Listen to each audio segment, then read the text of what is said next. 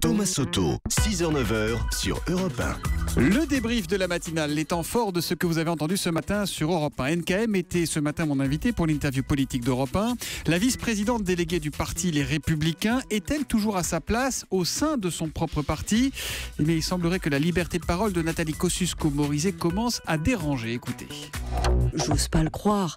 Quand je vois tous ces messieurs qui, dans le cadre de la primaire, font tous les jours la démonstration de leurs différences, mettent en avant leurs différences, j'imagine pas que ce qui est une vertu pour eux pourrait être un problème pour moi. Est-ce que vous dérangez chez les Républicains aujourd'hui ?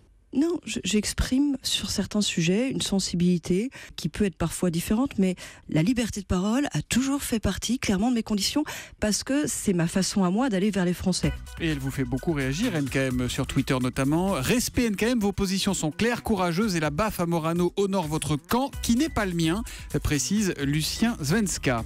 Vladimir Poutine veut une nouvelle coalition contre Daesh. Pour Agnès Levallois, spécialiste du Moyen-Orient, ce ne sera pas suffisant. Écoutez, c'était à 6h45, Europe 1 vous répond.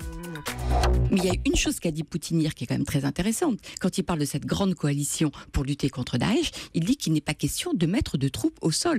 Donc on revient toujours à la même question.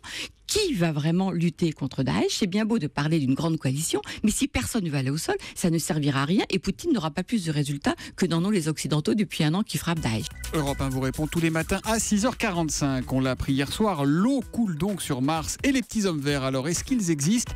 Question que j'ai posée à l'astronaute Jean-François Clairvoy. Il était à 7h45 mon invité pour l'interview Vérité d'Europe 1. Quand vous regardez le ciel depuis la navette spatiale, c'est noir d'encre. On a l'impression qu'il n'y a vraiment rien d'autre. Mais quand on éteint toutes les lumières dans le cockpit, quand on attend que les yeux s'adaptent à l'obscurité, c'est tellement blanc d'étoiles qui ne scintillent pas. On les voit très très net. On perçoit même la couleur qui est fonction de la température. On devient naturellement convaincu que c'est pas possible qu'on soit seul dans l'univers. Et ça vous fait là encore beaucoup réagir. C'est plus terre à terre. Hein. L'eau de Mars, ça s'appelle des giboulées, non ? S'amuse Cyril Ki sur Twitter avec le hashtag un matin. Et alors la meilleure, c'est Dim sur Facebook. De l'eau sur Mars, c'est un bon début. Mais est-ce qu'il y a du Ricard aussi ? Sans commentaire. Et puis à 6h40, dans son journal de la Coupe du Monde de rugby, Jérôme Lacroix nous a fait découvrir l'hymne non officiel des Bleus. C'est Interville, ça ? Top à la vachette, Thomas. Interville, vous avez reconnu. Figurez-vous que c'est l'hymne officieux des Bleus. C'est bien, c'est frais, c'est moderne. Avec cette chanson. C'est vrai ? Ils l'ont entendu lors d'un barbecue et disent-ils, ça nous a fait marrer. Voilà, c'est ce qu'ils disent. Et depuis, ils sifflotent sans cesse cette chanson entre eux dans la moment de détente. Ah bah dis donc. On est dans le kitsch là, 85, 1985. Et dites-moi, Simone Garnier, vous pourriez donner l'heure s'il vous plaît ? Avec plaisir, Guy. Julie, vous faites très très bien Simone Garnier. Voilà pour le débrief.